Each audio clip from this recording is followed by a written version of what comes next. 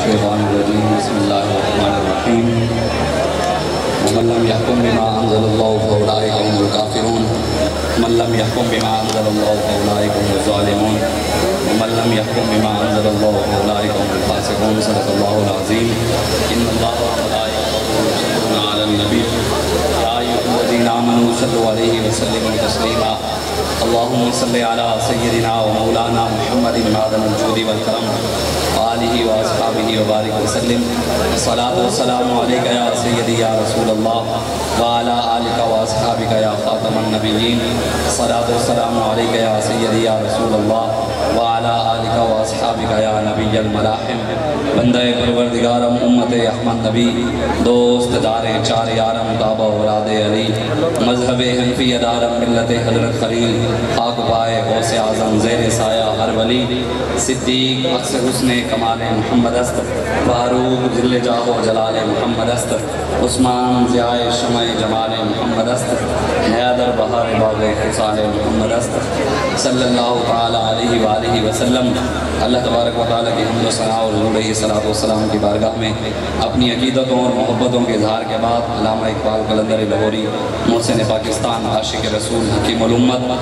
अल्लामा मोहम्मद इक़बाल फरमाते हैं कि इसमें क्या शक कि मुहकम है इब्लीसी निज़ाम पुख्ता हुए इससे हुए ग़ुलामी में अवाम है अज़ल से इन गरीबों के मुक़द्दर में सुजूद इनकी फ़ितरत का तकाज़ा है नमाज बेक़याम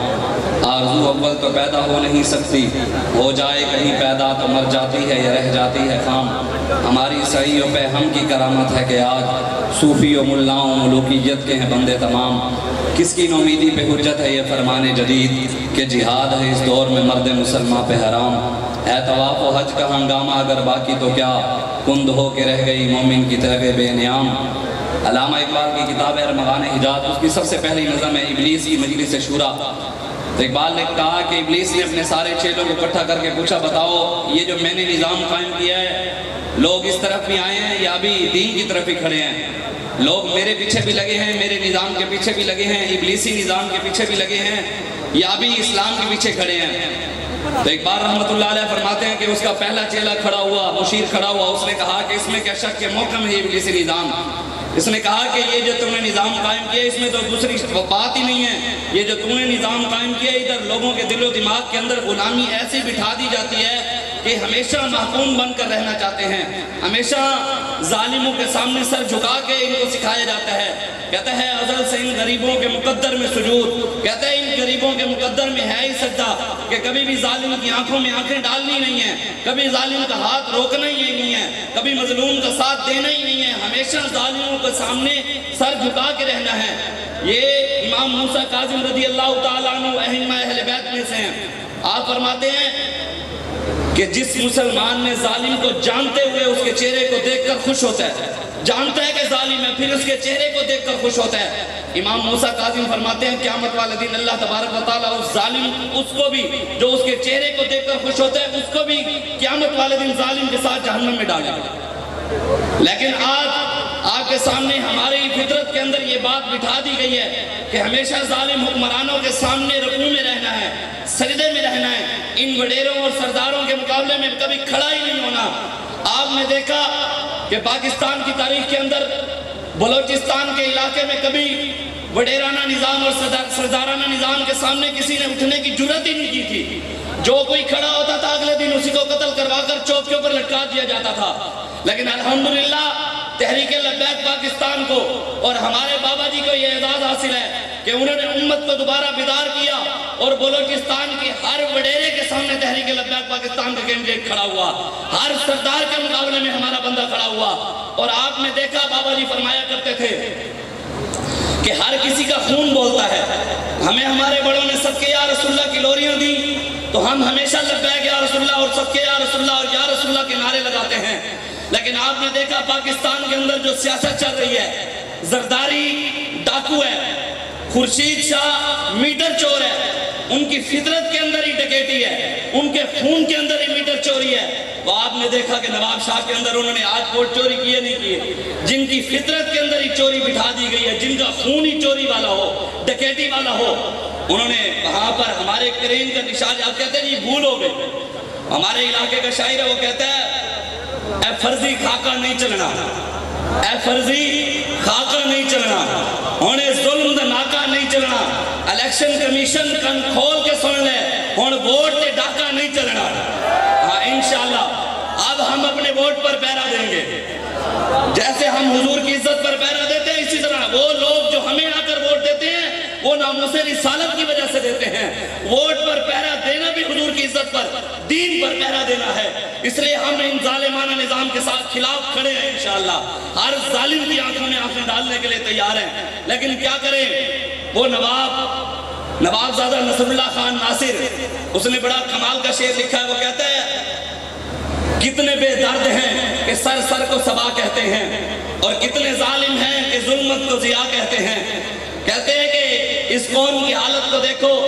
کہ جناب جن کو خاتم النبیین پڑھنا نہیں آتا، جنہیں بسم اللہ الرحمن الرحیم پڑھنی نہیں آتی، جنہیں پہلا کلمہ پڑھنا نہیں آتا، جو ناموس رسالت کے پہرے داروں پر گولیاں چلاتے ہیں، کہتا ہے کتنے ظالم ہیں۔ ان ظالموں کو وہ روشنی کہتے ہیں، ضیاء کہتے ہیں، ان کو عاشق رسول کہتے ہیں، اور جنہوں نے ممتاز قادری کو پھانسی پر چڑھایا اس کو عاشق رسول کہتے ہیں، جنہوں نے ناموس رسالت کے پہرے داروں پر گولیاں چلائی ان کو عاشق رسول کہتے ہیں۔ اور آگے کہتا ہے اگر ان کے ہاتھ میں خون کے چھینٹے دیکھیں، اگر ان کے ہاتھ میں خون کے چھینٹے دیکھیں، مصلحت خیش اسے رنگ ہنا کہتے ہیں۔ کہتے ہیں اگر ان کے ہاتھ میں ناموس رسالت کے پہرے داروں کے خون کے چھینٹے بھی دیکھ لیں، ختم نبوت کے پہرے داروں کو انہوں نے، ابھی تو ان کے ساتھ کچھ بھی نہیں ہوا، ابھی تو سال ہوئے جو ہمیں کل عدم کہتے تھے، آج وہ خود آپ نے دیکھا کچھ ہفتہ پہلے لاہور کی 780 عدالت میں آئے، دہشت گردی عدالت میں، اور انہوں نے آ کر وہاں پر لکھوایا عمران خان کی پارٹی کے کسی بندے کو بواسیر تھی، انہوں نے لکھوایا جی کسی کو سر درد ہے، کسی کو بلڈ پریشر ہے، کسی کو شوگر ہے۔ میں نے کہا یہ تحریک لبیک پاکستان والے تھے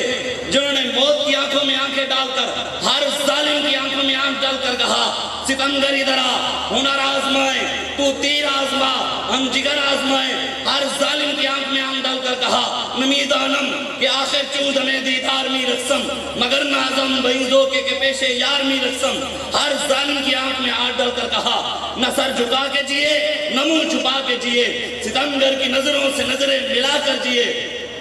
2 دن کم جیے تو اس میں حیرت کیا، ہم ان کے ساتھ جیے جو شمع جلا کے جیے، ہم ان کے ساتھ کھڑے ہیں۔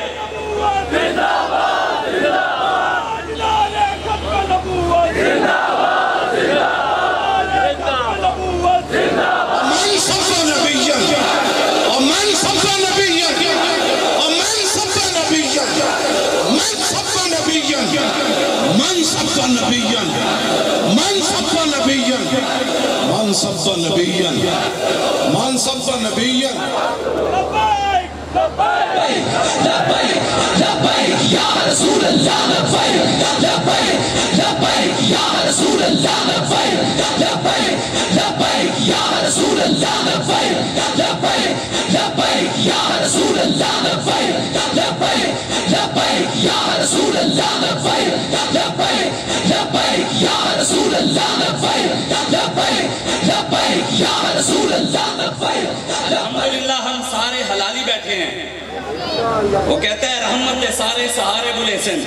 وگدی ندی دے کنارے بلے سن، جتھا میں لکسی لبیک دنارا حلالی بندے سارے بلے سن، آج چوکے سارے نارے لبیک لبیک لبیک یا رسول اللہ، لبیک لبیک لبیک یا رسول اللہ، لبیک لبیک لبیک یا رسول اللہ، لبیک لبیک لبیک یا رسول اللہ، لبیک لبیک لبیک یا رسول اللہ، لبیک لبیک لبیک یا رسول اللہ، لبیک لبیک لبیک یا رسول اللہ، لبیک۔ امام اعظم ابو حنیفہ رضی اللہ تعالیٰ عنہ جن کی ہم مقلد ہیں، جن کی ہم تقلید کرتے ہیں، امام اعظم ابو حنیفہ آپ کے علاقے کا قاضی القضاۃ، چیف جسٹس، آج کے دور میں اسے چیف جسٹس کہتے ہیں، پہلے اسے قاضی القضاۃ کہا جاتا تھا، آپ کے علاقے کا ظالم نہیں تھا۔ امام اعظم جس سے ملتے تھے وہ ظالم تو نہیں تھا، ہمارے بزرگ تو ظالموں سے ملتے ہی نہیں تھے، لیکن آپ کے علاقے کا قاضی القضاۃ چیف جسٹس ملنے کے لیے آیا، آپ کو ملا، آپ نے بٹھایا، آپ کو اس نے کہا کہ حضور میں آپ کے پاس آیا ہوں، کے امام ہیں، مجھے اپنے ہاتھ سے قلم بنا کر دیں، میں اپنی کرسی عدالت پر بیٹھ کر اس قلم سے فیصلے کروں گا۔ میرے لیے اعزاز کی بات ہوگی کہ وقت کے امام اعظم نے مجھے قلم بنا کر دیا تھا، میرے لیے بڑی اعزاز کی بات ہوگی، آپ مہربانی فرمائیں اپنے ہاتھوں سے وہ قلم بنا کر دیں۔ امام اعظم ابو حنیفہ رضی اللہ تعالیٰ عنہ آپ نے ارشاد فرمایا ٹھیک ہے کل آ کر لے جانا۔ امام اعظم نے قلم بنائی، جب دوسرے دن وہ لینے کے لیے آیا، جب سامنے بیٹھا تو آپ نے اسی کے سامنے اس قلم کو توڑ دیا، اسی کے سامنے بیٹھ کر قلم کو توڑ دیا۔ اس نے کہا حضور جب آپ نے قلم دینی نہیں تھی تو کل آپ انکار کر دیتے، آپ نے قلم بنایا بھی صحیح، محنت بھی کی، جب میں آیا تو میرے سامنے اس کو توڑا، ویسے آپ انکار کر دیتے۔ امام اعظم ابو حنیفہ نے فرمایا کہ میں نے قلم تو بنایا تھا، لیکن جب تجھے دینے کا وقت آیا، جب تو سامنے آیا، میرے دل میں خیال آیا، میرے ذہن میں سوچ آئی، میں نے سوچا کہ تو اس قلم سے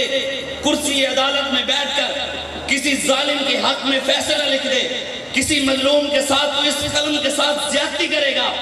تجھے تو گناہ ملے گا، قلم میں نے بنا کے دیا تھا، میرے کھاتے میں بھی گناہ آئے گا۔ ہمارے بڑوں نے ظالم نہیں تھا، وہ آپ کے علاقے کا قاضی اور قضات تھا، ہمارے بڑوں نے تو اپنے وقت کے قاضی اور قضات کو قلم بنا کر نہیں دیا کہ کل اگر یہ کسی ظلم پر اتر آئے تو اس کی وجہ سے ہمارا بھی نام ظالموں میں نہ آ جائے۔ لیکن آج ہم ظالموں کے نعرے بھی لگاتے ہیں۔ امام اعظم ابو حنیفہ کے استاد ہیں امام جعفر صادق رضی اللہ تعالیٰ عنہ۔ امام جابر فرماتے ہیں کہ حضور نے فرمایا قیامت والا دن اللہ تبارک و تعالیٰ سارے ظالموں کو آواز دے گا، ندا دے گا، اکٹھا کرو ان سب کو، سارے ظالم اکٹھے ہو جائیں گے۔ پھر اللہ تبارک و تعالیٰ کہے گا جس نے ظالم کی حمایت کی، سپورٹ کی، نعرے لگائے، ان سب کو بھی بلاؤ، وہ سب بھی آ جائیں گے۔ پھر اللہ تبارک و تعالیٰ کہے گا کہ جس بندے نے ظالم کو لکھنے کے لیے قلم دیا اس کو بھی بلاؤ۔ پھر اب جب ان سب کو بلایا جائے گا پھر اب کہے گا جس ظالم کو لکھنے کے لیے سیاہی دی اس کو بھی بلاؤ۔ جب سب اکٹھے ہو جائیں گے امام جابر فرماتے ہیں کہ حضور نے فرمایا پھر اللہ تبارک و تعالیٰ ان سب ظالموں کو لوہے کے تابوت کے اندر بند کر کے جہنم کے گڑھے میں ڈال دے گا۔ جو ظالموں کی حمایت کرتے ہیں، سپورٹ کرتے ہیں، اور ان کی جن کو خاتم النبیین پڑھنا نہ آتا ہو، ان کی جو ناموس رسالت، بس آخری بات، ابھی تو ان کے ساتھ کچھ بھی نہیں ہوا، ابھی تو شروعات ہے۔ آپ آج نیٹ کا دور ہے، آپ اٹھا کر دیکھیں، گوگل پر جا کر لکھیں ملک غلام محمد، پاکستان کا تیسرا گورنر جنرل ملک غلام محمد، تیسرا گورنر ہے پاکستان کا۔ جب 1953 اور 54 کے اندر تحریک ختم نبوت چلی، حضور عبدالستار خان نیازی رحمۃ اللہ علیہ، سید خلیل احمد قادری، سید ابوالحسنات محمد احمد قادری، تحریک ختم نبوت چلی، تاجدار ختم نبوت کے دیوانے میدان عمل میں آئے، روڈوں پر کھڑے ہو کر انہوں نے نعرے لگائے۔ تو اس وقت یہ گورنر تھا، اس نے آرڈر دیا کہ ختم نبوت کے پہرے داروں پر گولی چلا دو، گولی چلانے کا آرڈر دیا اس نے۔ 10,000 بندے ختم نبوت کی خاطر شہید ہو گئے۔ جب اس کا وقت قریب آیا، ملک غلام، اس نے آرڈر دیا تھا، ماری نہیں تھی گولی، آرڈر دیا تھا۔ جب اس کا وقت آیا قریب موت کا، تو نیٹ کے اوپر موجود ہے اور پاکستان کی ہسٹری میں موجود ہے کہ جب اس کا آخری وقت آیا تو جو پخانہ تھا اس کے منہ کی طرف سے آتا تھا، آخری وقت میں اس کا پخانہ منہ کی طرف سے آتا تھا۔ جب مرنے لگا اس نے وصیت کر دی کہ مجھے دفنانا تم مدینے میں، کام کون سے اور وصیتیں طے کرو، بندہ غلامی کے دعوے حضور کے کرے، عاشقی کے دعوے حضور کے کرے، اور مانگے امریکہ سے، IMF سے، یہ تو نہیں ہو سکتا نا۔ جب غلام حضور کا ہے تو پھر مانگنا بھی حضور چاہیے، حضور سے چاہیے۔ پھر کے گلی گلی تباہ، ٹھوکریں سب کی، ٹھوکریں تو کھا رہے ہیں، کبھی IMF کی ٹھوکریں کھا رہے ہیں، کبھی آپ دیکھیں ہمارا ہمسایہ ملک 6-7 مہینے کے اندر افغانستان نے اپنی معیشت ٹھیک کی ہے، انہوں نے بجٹ بھی پیش کر دیا ہے۔ افغانستان کا آج سے 4 دن پہلے ڈالر کی قیمت صرف 85 روپے، 4 دن پہلے ان کے ڈالر کی قیمت صرف 85 روپے، آج ان کی اگر ڈالر کی قیمت آج کے دن کی آپ اٹھا کے دیکھیں 81.50 روپے، 50-60 پیسے۔ ان کی پیٹرول کی قیمت ہفتہ پہلے 90 روپے، آج کی قیمت 85 روپے ہے۔ اس کی کیا وجہ ہے؟ اللہ تعالیٰ نے قرآن میں فرمایا وَمَنْ أَعْرَضَ عَنْ ذِكْرِي فَإِنَّ لَهُ مَعِيشَةً ضَنْكًا۔ اللہ قرآن میں فرماتا ہے میرے حبیب، جو آپ کے اور میرے دروازے سے منہ موڑ لے گا، جو آپ کا اور میرا ذکر چھوڑ دے گا، اس قوم کو پہلی سزا ہی میں یہ دوں گا، ان کی معیشت تباہ و برباد کر دوں گا۔ وَنَحْشُرُهُ يَوْمَ الْقِيَامَةِ، اور قیامت والے دن قیامت والے دن اللہ فرماتا ہے میں ان کو اندھا کر کے اٹھاؤں گا جو رب رسول کا دروازہ چھوڑ دیتے ہیں۔ اللہ نے قرآن میں فرمایا وَمَن لَّمْ يَحْكُم بِمَا أَنزَلَ اللَّهُ فَأُولَٰئِكَ هُمُ الظَّالِمُونَ۔ اللہ فرماتا ہے جو قرآن کے نظام کو نافذ نہ کرے، جو شریعت مصطفیٰ کو نافذ نہ کرے، دین تخت پر نہ بٹھائے اور ظلم کے نظام کے نیچے نماز پڑھے، روزہ رکھے، حج کرے، زکوٰۃ دے، وہ فَأُولَٰئِكَ هُمُ الْكَافِرُونَ وَأُولَٰئِكَ هُمُ الظَّالِمُونَ وَأُولَٰئِكَ هُمُ الْفَاسِقُونَ۔ اللہ قرآن میں فرماتا ہے وہ کافر ہے، ظالم ہے اور فاسق ہے۔ آج ہم اس ظلم کے نظام کے پیچھے چھپ کر کے اگر نماز پڑھیں، اکیلی اگر نماز چھڑواتی تو امام حسین کو کربلا میں جانے کی ضرورت نہیں تھی، بس بات ختم۔ ملک غلام محمد نے وصیت کر دی، اس نے کہا کہ جناب جب میں مر جاؤں مجھے مدینے میں دفنانا ہے۔ جب وہ مرنے لگا وصیت کر دی، مر گیا۔ اب مر گیا تو پاکستانی حکومت نے سعودی حکومت کو پیغام بھیجا کہ ہمارا گورنر ہے، اس نے وصیت کی دفنانا ہے، تو انہوں نے خط لکھ کر بھیجا۔ ابھی ادھر سے اجازت آنے میں تھوڑی دیر تھی تو انہوں نے کہا کہ ہم اس کو کسی جگہ قبرستان میں امانتاً دفن کر دیتے ہیں، جیسے ہی وہاں سے اجازت ملے گی اسے وہاں سے نکال کر سعودیہ لے جائیں گے۔ امانتاً اس کو پاکستان کے تیسرے گورنر کو جس نے ختم نبوت کے پہرے داروں پر گولیاں چلائیں، امانتاً انہوں نے اس کو کراچی کے گوروں کے قبرستان کے اندر دفن کر دیا۔ وہاں اس کو دفن کیا، ایک دن بعد اپروول آ گیا سعودی حکومت کا کہ اس کو لے آؤ۔ جب لینے کے لیے اس کو ساری حکومتی بندے گئے اس کو لینے کے لیے، قبر سے نکالنے کے لیے ٹیم گئی تو انہوں نے جب جا کر قبر کھودی تو اندر سانپ ہی سانپ موجود اور ایک بہت بڑا اژدہا اس کے جسم کے گرد بیٹھا ہے اور اس کے منہ کے اوپر ڈس رہا ہے، یہ نیٹ کے اوپر موجود ہے۔ پاکستان کا تیسرا گورنر جس نے تاجدار ختم نبوت کے نعرے لگانے والوں پر گولیاں چلائی، یہ اب کی بات ہے۔ وہاں پر پولیس والا موجود، اس نے 6 گولیاں اژدہا کے اوپر ماری، اژدہا کو ماری، اس کو کوئی اثر نہیں ہوا۔ ڈاکٹروں نے کہا کہ ہمارے پاس ایسی زہریلی گیس ہے اگر ہم قبر میں چھوڑ دیں 2-3 گھنٹے قبر بند کر دیں یہ سارے سانپ مر جائیں گے۔ انہوں نے ایسے کیا، زہریلی گیس چھوڑی، 2 گھنٹے قبر بند کر دی۔ جب قبر کو کھولا تو سانپ ویسے کے ویسے ہی بیٹھے، تو انہوں نے وہیں پر مٹی ڈال کر اس کو دفن کر دیا۔ مسلمانوں کے قبرستان میں اسے جگہ بھی نہیں ملی، آج بھی اس کی قبر وہاں عیسائیوں کی قبرستان میں موجود ہے، آج بھی کراچی میں۔ ابھی تو ان کے ساتھ کچھ بھی نہیں ہوا، انہوں نے ناموس رسالت کے پہرے داروں پر گولیاں چلائیں، انہوں نے چادر 4 دیواری کا تقدس پامال کیا، انہوں نے شیل پھینکے، انہوں نے جو ظلم ہو سکتا تھا انہوں نے کیا۔ لیکن میرا رب رب ہے وَتِلْكَ الْأَيَّامُ نُدَاوِلُهَا بَيْنَ النَّاسِ، وقت آیا جو ہمیں عدالتوں میں لے گئے تھے وہ خود عدالتوں میں ضمانتیں کروا رہے تھے۔ مالک ہے وتے رب نے کہا جو ہے یا ایھا الذین آمنوا ان تنصروا اللہ ینصرکم ویثبت اقدامکم۔ اللہ قرآن میں فرماتا ہے تم میرے دین کی مدد تو کرو، میں خود رب تمہاری مدد کروں گا۔ دین کی مدد بابا جی فرمایا کرتے تھے کیا ہے، دین کا کام ہے۔ ہم نے دین کے لیے بابا جی کے مشن کے لیے اپنے قائد کی قیادت میں پیچھے کھڑے رہے تو رب نے ہماری مدد بھی کی، اور ہم نے اپنی ان کو آنکھوں سے ذلیل ہوتے ہوئے دیکھا، آنکھوں سے ذلیل ہوتے ہوئے دیکھا۔ اس لیے آج پوری امت کی، پوری امت مسلمہ کی، وہ عراق ہو، شام ہو، کشمیر ہو، فلسطین ہو، چائنا ہو، بھارت ہو، پوری امت کی نگاہیں قبلہ سعد حسین رضوی پر ہے۔ اور اگر آج کوئی نئے راستے نکال کر آئے، ہمارا قائد قبلہ قائد ملت اسلامیہ جانشین من المجاہدین حافظ سعد بن خادم حسین رضوی ہے۔ ہمارے دروازے سب کے لیے کھلے ہیں، جو آئے ہمارے قائد کی قیادت کے پیچھے کھڑا ہو، ہم اس کی عزت کریں گے۔ اور الحمدللہ لبیک والے عزت کرنا جانتے ہیں۔